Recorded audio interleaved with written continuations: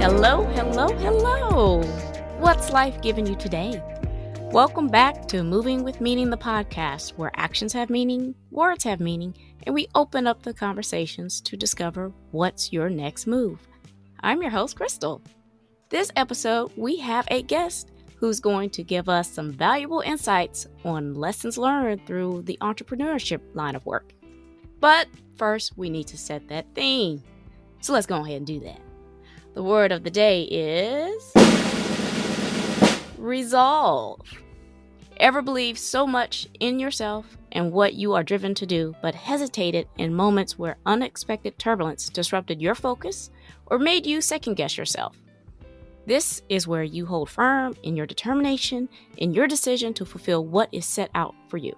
Sometimes we can waver when we don't get the results we want right away, or realize the amount of legwork you would need to put in. Or the marketing budget is zero, and in some cases, certain events will put you behind. But the progress is still there. You just needed to learn a lesson before you got to the next level. That's enough of me talking. How about we introduce our guest? And there's no one better to do that than himself. Bryan, why don't you give the people a bit of background about yourself and what you are going to share with us today? Awesome. Well, thanks for having me on, Krystal. So my name is Bryan Clayton. I'm CEO and co-founder of a company called GreenPal. GreenPal is a mobile app that works like Instacart or DoorDash or Uber, but for lawn care services. So if you are a homeowner and you need to get a grass cutting service, you just download GreenPal, you pop your address in, and a reliable professional comes out and takes care of the lawn mowing for you. GreenPal is a 10-year overnight success. My two co-founders and I have been at this for a little over a decade, and now we've built a marketplace in the United States nationwide where anywhere in the United States, any city, you can get a lawn mowing service by pushing a button. Around 300,000 people using the app. And it started because my first business was a landscaping business. I started mowing grass in high school as a way to make extra cash. And I stuck with that little lawn mowing business and grew it up into a bigger business and eventually sold it. And after I sold that business, I thought somebody's going to build an app that works like Uber for lawn care. Why can't that be me? And it was kind of naivete as an asset, but got started and taught myself how to write software. And now here we are a decade later. We are the nation's largest network of lawn mowing services you can hire from your smartphone. That's impressive. An app for lawn care services, and it's available all worldwide? Or at least, U.S., nationwide. Just in the United States, yeah. But in every city in the United States, if you live in a town with over 10 or 15,000 people, you can use GreenPal to get a lawn mowing service. Awesome. Well, I tell you what, why don't you tell us that journey on all of that work that you had to put in and some of the lessons and insights you have for us today? Yeah, totally. When starting GreenPal, first off, I had a landscaping company, built it and sold it. And I thought, well, I'm going to take some time off. I don't want to do that again because it was really hard. And I took about 6 months off, and I realized something about myself. I realized that I needed a project. I needed a mission. I needed a why. I needed an answer for why it was important to get out of bed in the morning. If it wasn't for me, then what? And what I didn't understand up until then was that my business was always the answer to that question. It was almost like my life's journey was being told by the business almost. And without the business, it was like I was a ship without a rudder. And so I had to start a new business to kind of fulfill that and to give me that passion and that purpose again. And so that was the reason why I got back in the game and decided, well, I want to build a tech company now. I want to see if I can do this. And the first lesson I learned was make your business, make your mission a part of who you are. And if you can do that, it'll help take care of a lot of the second guessing. It'll help take care of a lot of the hard days and weeks and months that's going to be required to get the business going. If you can identify yourself as I am my business is me, it can help a lot of those things. And so that's how I experienced it. And I started GreenPal, and the first 3 or 4 years were really, really hard because I didn't understand the difference between running a business versus inventing a new product from scratch. GreenPal was an entirely new product. Nobody had ever used it before. Nobody knew to use it. Nobody knew how to use it. And so that caught me off guard. And the way I got through that was I just set really, really small goals. If I can just get 10 people to try this thing, if I can just double that to 20, then if I can eventually get that to 100 and then eventually get that to 1,000, Those milestones took 3 years, but I just made very small goals, kept growing the business slowly, and time and compounding eventually took effect. And now we have around 300,000 people using the app to get lawn mowing services. And I guess I'm glad that I had that feeling when I sold my first business, because my life is so much more interesting now because I have this other business, and I'm learning new things, I'm becoming new things, I have new challenges that I'm being faced with. And I think your life can be more interesting and rewarding if you put everything you have into a business. You know what? That's true. I can attest to that. I think that is something that I've experienced, right? Is when you kind of leave something because you either got burnt out and you sit for a minute, you're getting antsy because I know I'm meant for something and I need to do something, right? And I think that's great that you took that effort to kind of really analyze what that meant for you. And I like how you talked about those small milestones, because sometimes we set the expectations way higher than what we need to. Yeah. And so tell us about, I guess, what they don't tell you. And I know you have this success formula. So why don't you tell us how you dialed in your expectations, or what made you dial in those expectations and got you to kind of set those different milestones to get you to where you are today? Yeah, I think momentum trumps a lot of things. And in keeping that momentum going, setting those small goals and working through those goals and celebrating them like they're large victories. You know, when we got to 100 customers, just 100 customers, we celebrated it like it was millions, because we knew that we were on to something. We knew that if we could just keep growing the number, we would eventually have something big. You do have to work hard, but there's a difference between hard work and difficult work. One thing that kind of stalled me out achieving these milestones was I was doing hard work, but I wasn't doing difficult work. What I mean by that is you can work 7 days a week and throw everything you have into it and work really hard. But if you're not doing the difficult work of creating systems, processes, routines, really drilling into what your customers like and don't like about your product, talking to your customers, taking what they're telling you and codifying it into a system of some sort, then you'll never get to the next level of the game. And that epiphany happened, I guess, year 3 or 4, when I was just burnt out. I was working 7 days a week. And I realized that I was just doing the hard work. I wasn't doing the difficult work. And so you have to do both. It's a weird thing. You have to work really hard on the difficult stuff. And a lot of times as founders, we get stuck in this rut of just working hard. And you're not always rewarded for hard work. If you think about, my first business was a landscaping company. And man, I mean, mowing yards, planting trees, digging holes is hard work. But just because you do that hard work doesn't necessarily mean that you're going to be rewarded for it. So you have to build the systems and the processes around that hard work. And I heard this quote the other day by this guy named Naval Ramakant, and he says that most people spend their lives working like cows when they should work like lions. Mm. And so like you think about a cow, he's just sitting there eating grass in a field for years. And a lion is just taking his time and then working really intensely and working on something hard for a very short, intense period of time. So if you can try to like hold yourself accountable to do the difficult work and the hard work, that's how you get through the different levels of the game. Amen to that. That's powerful.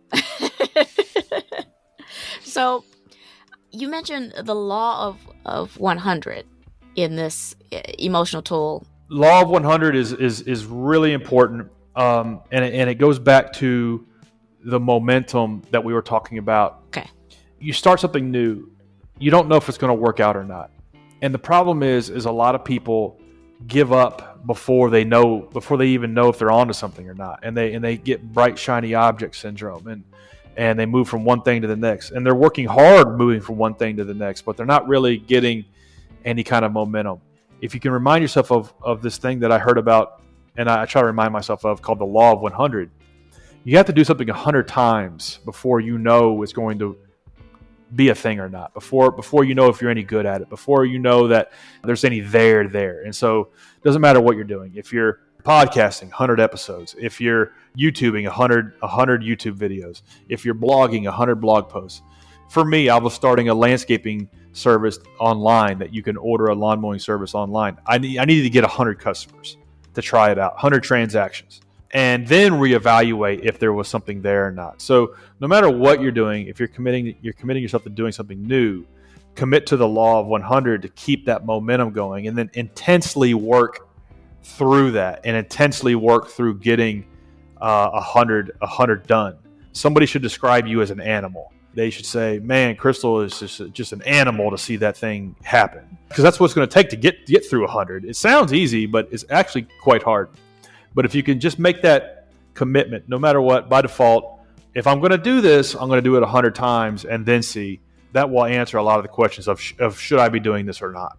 Absolutely. And I love, that's why I wanted you to really say something about that, because it's about commitment, it's about determination and consistency. Exactly. I had an old business partner, and that was just not in that particular person's mind frame. It was like if the expectations didn't show up the first 2 episodes, it was like we're not doing it, and it's, you know what I mean. So when you partner with someone, or even if you go off on this business venture, that is a great message to send to folks: is do it 100 times before, and then come back and reevaluate. Don't look at the don't look at the minutia, right? And at least I come from an IT background.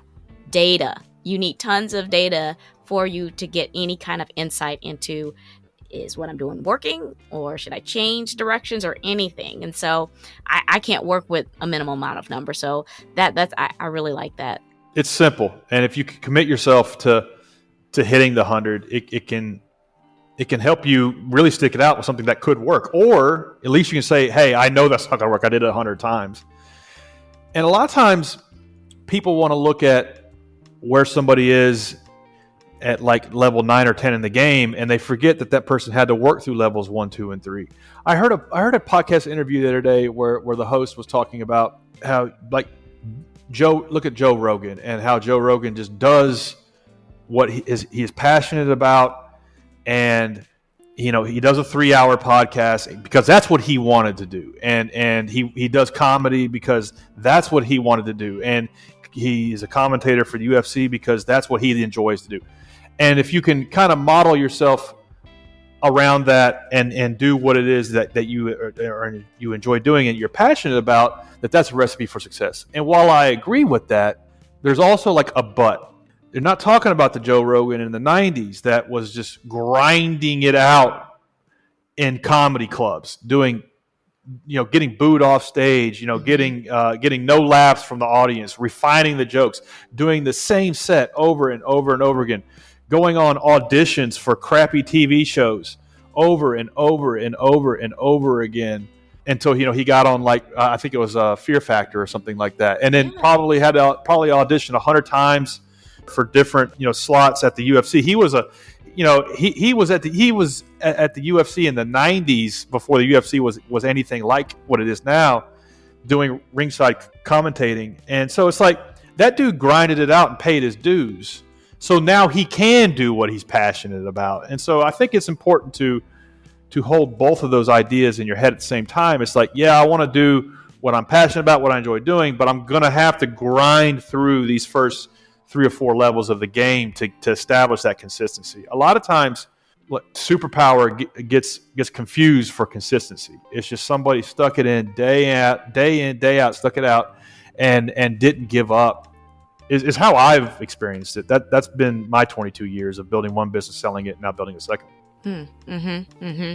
That's, and now that you said that, you said Joe Rogan, but I mean, that's quite a bit of comedians today and back in the day. That's not only that, DJs. Oh my goodness! When I went to college, I just remember seeing a bunch of folks just putting in the grind, trying to promote themselves and everything. And it's just, you have to respect that. Totally. Nobody gets to skip that. No. There's no easy route. There's no straight line. That's right. So let's talk about this work life, or the way I like to say is life work balance / imbalance. So tell me how that worked out or didn't work out, or how you had to make some adjustments. For me, I have experienced no balance between those two. I am my business. My business is me. That's the way it was my first company. That's the way it has been for my second company. When I sold my first business, I made a decision that no matter what, from that day forward, I was going to be working on my best idea. That I was always going to be throwing my heart and soul into my best idea. And this has been the one good idea I've had in a decade. So it's really kind of clarified a lot of my thinking.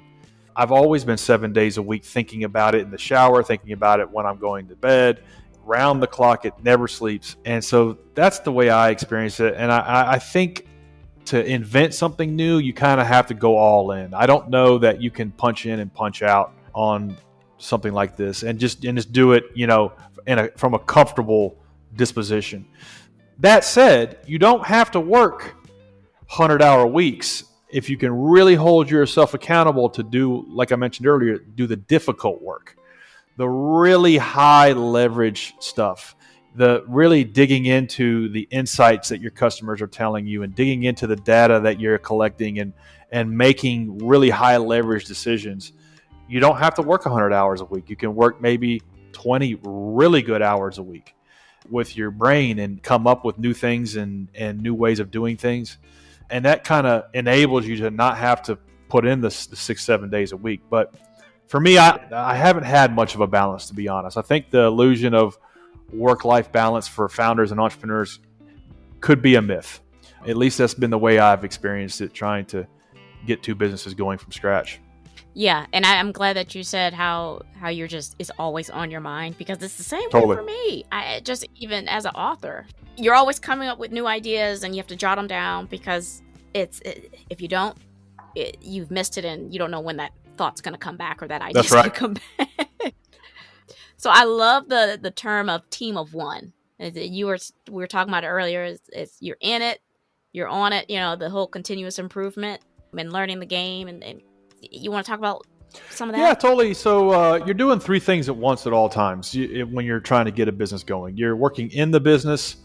You're just making sure customers are getting called back, customers are getting serviced, that bills are getting paid. You're working in the business. And most people get stuck there. And they don't really have a business. They have a job. They created a job for themselves.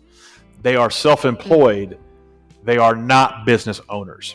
And so when you, and that's okay to stay there, but if you really want to own a business, you have to make time to work on the business. You have to build a marketing systems, employee training systems, customer service systems, financial modeling, all sorts of different things around strategy and how you're different than your competitors. You're working on the business. So you have to do both of those at the same time.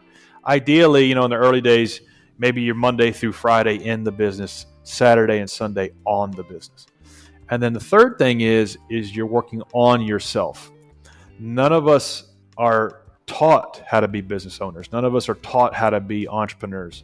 Nobody teaches us this stuff in high school or college. We have to seek this knowledge out. We have to take it in, practice it, put it to work. And so you really have to allocate time to work on yourself. You've got to read the books. You've got to listen to the podcast. You've got to go to YouTube University. Your car should become a mobile classroom. Your car should run on two things: gas and knowledge, because any minute you're in the car, you shouldn't be listening to music. You shouldn't be listening to talk radio. You should be listening to an audiobook. You should be listening to maybe a keynote speech by somebody who's done something that you're trying to do. You name it. The good news about starting a business these days is all of this knowledge is easily accessible at the touch of a button. When I was starting my first company in the 90s, I remember sending off a coupon with a paper check to some trade association somewhere for like $2,000, and they sent me back 3 cassette tapes. And I listened to the cassette tapes on how to grow a landscaping company. That was how you learned back then. These days you can get 10 times better information for free. So there's no excuse. And so you're working in the business, working on the business, and working on yourself, because the business is going to reach a bottleneck based on your capabilities, your abilities. Every business does. Every company does. Whether it be leadership, management, copywriting, marketing, strategy, finance, legal, all these things you're going to have to learn to become pretty good at. Absolutely. and this is Europe. So I have to relate to this because so I went and did data, right? And I was working for other people, and I was like, let me leave. And I created my own consulting firm, and I did the same thing. As I basically was doing the work, and then I was like, I'm just doing work, like I'm doing the job. I just created a whole nother job for myself. And now what ended up happening is I created a brand. So now all the network that I did with that work helped, because then when they reached back out to me, they're asking me for time. I'm like, hey, I'm no longer doing it. I have consultants. So now they're going to still maintain that level of brand, because now I'm teaching them the same practices that you've experienced working with me. And all I'm doing now is I'm now just managing and overseeing accounts, kind of what you're, the same way that you're talking about it. And you're right. There's a whole nother world of legal, insurance, and all of these things that you have to pull together of what corporations do. And they have several different teams. Like you said, you have a marketing team, you have a legal team, you have operations team that are doing all that stuff for big corporations. But you're the one that has to do all that if you're going to make it into what you want to be, if you want to grow. So wow, it just played back when you said that whole thing of when you're working in it, if you just get there, you will get stuck. And I remember I felt like, okay, this is not what I was anticipating when I was creating my own firm. none of us visualize that when we're starting our company. We're thinking about levels 4, 5, and 6. That's why we started. Mm-hmm. But the reality is that you're going to be self-executing these things, and if you don't get out of that, you'll be stuck in basically creating yourself a job. There's a great book about this called The E-Myth by Michael Gerber, and in that book he talks about a lady that starts a bakery because she had fond memories of baking pies with her grandmother, and she just loved baking pies. And all of her friends told her that she should start a bakery because she made the best apple pie they've ever had. And so she does. And she starts a bakery, and by 2 months later, she hates pies, hates the smell of pies, can't eat a slice of pie, hates it. And it's an interesting story about what the difference between having a passion for something and building a business that delivers that passion. And so the book walks you through step by step how to think through these things. And one of them is creating an organization chart. And so at the top is you, the CEO, founder, whatever you want to call yourself, the manager. And then you've got chief of HR, chief of legal, chief of marketing, chief of customer service.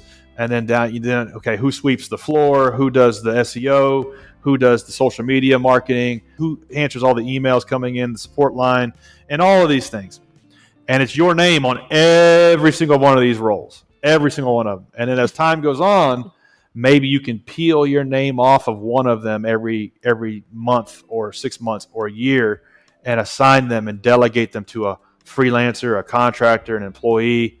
And that's how you build out a system around yourself. And that's how you eventually get from working in it to on it. Absolutely. I just discovered the whole freelancer piece. I have started reaching out to Fiverr and Upwork, which are great, just because the same. You exactly said the same. I mean, there was not enough time in the day to do all of those roles and not feel the burn. And then you get to that point where you're like, I just don't want to do it anymore. Not because of you've lost, but like kind of like the lady, like you start to hate it. And so that's another outlet that I think folks need to understand, is to start thinking about outsourcing when you're starting to feel that burn. Start looking for the freelancing, because they're there. They are there, and they can do multiple projects, and they're great at what they do. After you've done it yourself for a while. The problem is yes. A lot of people, a lot of new founders will try to delegate and outsource from the jump. Too early. And they don't understand what goes into it, what needs to happen, what good results look like, how much it should cost, how long it should take. You should be able to codify all of these things into a step-by-step process. There's a good book about this, a classic, The 4-Hour Workweek by Tim Ferriss. And all that book is about outsourcing, delegation, creating standard operating procedures, and helping multiply yourself after you've done it yourself for a while. So that's the key thing. Delegating this stuff from a standpoint of, I know that how this is done. Here's how I want you to do this. Yep. That's a good point too, right? How can you outsource something and not have expectations, or at least know what direction you want someone to be, because those people need Exactly. direction. So that's a very good point. Very good point. So you mentioned the power of community. Tell me a little bit like why that is important and kind of how you basically created this for yourself. Yeah, for us, started realizing early on that really the reason why we do what we do at GreenPal is to help small business owners in the landscaping industry make a better living, have an easier life, not have to spend all their nights and weekends doing bookkeeping. Our system handles that for them, getting them new customers, getting them paid quickly, helping them try to get to where they're going in life, whether it be paying off student loan debt or buying a new house or buying a new lawnmower, buying a new truck, putting a kid through school, you name it. That's what we're here for. And we started hearing these little wins from our early adopting landscape professionals that were using the platform. They say, you guys got me 10 new customers last week. I'm able to not have to use this push mower anymore. I've got a riding mower now. So thank you for that. And so we started realizing that if we can just bring these people together into a group, we can share best practices, how to grow a lawn care business, what works, what doesn't, how GreenPal can help you get there. And not necessarily like a marketing thing, but just a community of like-minded individuals who are all kind of trying to get to the same place, and how our solution can help them. It just made a lot of sense. So we did that year 3 or 4. I wish we had done it year 1. But every single user of the platform, we would invite them into a Facebook group. And they would join us about 1 out of 10 times. But then we started saying, well, if you join the Facebook group, we're going to give you premium support. We're going to give you premium guidance, premium one-on-one concierge level of assistance. And so we did that, and I did that. Still do that. I'm still in that Facebook group 4 or 5 hours a day, talking to vendors, talking to them, talking to pros, helping them figure out ways to get more customers and grow their landscaping business. And now we've got about 4,000 landscaping services in this group, and it's a community that we've built around GreenPal, and that does a few things. First off, it creates a sense of purpose in what we're doing, because now I see what these people look like. I see their faces. I see that they're real people. They're not users of our platform. They're real people, real business owners. I see their problems and how my platform can help them with problems. And then they tell me about things with our platform that need to be fixed and improved, and so that's free R&D. And then that is evidence and guidance for new users, new vendors of the platform. They then join the community and they're like, oh wow, this guy's doing 200 clients a week on GreenPal. I could do that, and so it's evidence. Rather than if you didn't have that community, you would just be, off by yourself somewhere trying to figure it out. So it's been a huge asset for us. It's taken 5 or 6 years to get some momentum going. So don't think you're going to build a community overnight. And again, start with small numbers. Get 10 people in a Facebook group, or 10 people in a Slack or in a subreddit or something like that, and then get that to 100. And then once you get that to 100, get it to 500 people. And then once you get to 500, to 1,000, and so on. Set really small goals and treat it as like a labor of love. You've got to really be active in it as the proprietor. You can't just let it run itself. It won't run itself. You've got to moderate it. You got to add value. You got to kickstart it when the conversation is dead.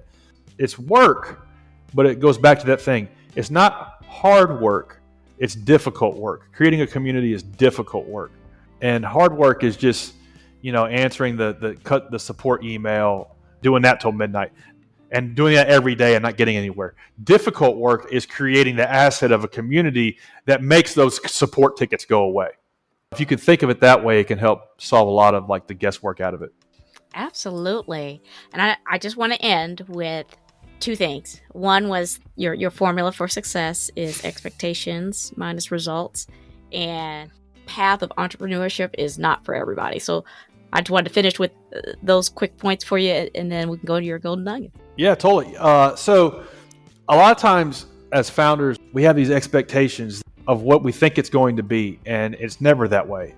And then you do it, and you're all upset because it wasn't how you expected, and that's why you feel like you're not winning. And I heard somewhere a quote that success is expectations minus results. So you feel successful because what you expected to happen is what happened. And so if you can dial that in and say success is expectations minus results, what happened, what did I expect to happen? And if you're to the plus side of that, you then feel successful. This happens everywhere in life. I recently went to a place in Mexico. It's called Holbox Island. All my friends were telling me about how awesome this place was. And I'm so excited to get there. It was like 3 hours in riding through the jungle to get there, then like an hour ferry ride. And I get there, and I mean, I'm going to be honest with you, the place was a disaster. It was like Mad Max met a Caribbean island. I mean, there was like sewage in the streets. There's no roads. It's like mud everywhere. And it's just an open air dump. And I hate to say that because I love Mexico, but this place has been overrun with tourism. And I remember just feeling so pissed off because I spent all this money to get there. And then I got to the beach, and the beach was actually really nice and beautiful. And I started realizing the reason why I was so upset was because I expected it to be like paradise. And what it wasn't. And therefore, I had this like outsized like feeling of discontent that was really irrational. And it reminded me of that quote that success is expectations minus results. Dial in your expectations of what you think is going to happen and make that a much smaller goal. And then you'll feel good once you achieve it, and then you'll get on to the next one. Absolutely. Absolutely. Thank you for that. So, Bryan, are you ready to give us your golden nuggets and add that ketchup just to recap? Okay. Yeah, golden nuggets. You want me to come up with, you want me to share some golden nuggets with you? I got you. Here's one that is top of mind. I just read the biography of Sam Walton, and one of the things he talks about in that book is you have to walk your store. What he means by that is like you have to do business with yourself. You, no matter what level you're at, you have to. If you're at a very small, if you're at the early levels or at the late stage levels, you have to walk your store. You have to experience your business, your service as your customer. And so a lot of times this could be secret shopping your business. This could be signing up for your own product. This could be calling into the front office, listening in on the other line and experiencing what your customer experiences. Walk your store. It's a very simple motto that Jeff Bezos actually took from Sam Walton. And there's a story in the Jeff Bezos biography where there was like every Sunday morning at like 6 a.m., the team would get these weird emails from Jeff because he was walking the store and he was using Amazon.com and finding stuff that he didn't like about it and sending them these quirky, weird emails. And so even at like Jeff Bezos level, he's still walking his store. So no matter what you're doing, what level of the game you're at, walk your store. Thank you. That's good. That's really good. Continuous improvement, folks. Well, that's the episode today.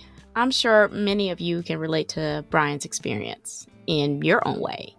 Have you ever felt that you were the only one who could see the value in your content or your vision? Maybe disappointed in the lack of support from those close to you.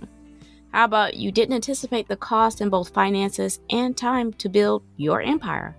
I hope Bryan's story has found its way to you and touched on some of the mental and emotional strains as you transition to your new career or business venture.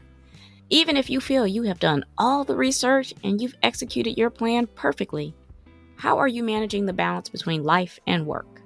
I don't know why we always say work before life. Anyway, I love it all, and so will someone else. Before I let you go, Bryan, why don't you go ahead and remind the people who you are and where they can find your resources or reach out to you. Yeah, Bryan Clayton, CEO of GreenPal. Just go to greenpal.com and sign up. You can get free quotes for lawn mowing. Awesome. I'll make sure to include all of Bryan's resources and connections in the episode description as well on my website's resources page, movingwithmeaning.com. Make sure you guys subscribe to the show, Moving With Meaning the podcast, and tap that alert bell so you know when these episodes drop. I am on Apple Podcasts, Amazon Music, Spotify, and now YouTube Music. Please share, like, repost, and follow. Tag someone. We are creating a community here. Quick housekeeping before you go. Follow me on Instagram at movingwithmeaning82. Also connect with me on LinkedIn. I do dabble a bit in TikTok at Krystal B. Clark. My YouTube channel is up. Kindly run over there and have a look or two. Links are in the episode. Alrighty. I'm Krystal on Moving with Meaning, the podcast, reminding you to take it one step at a time. All moves have meaning. Check y'all later.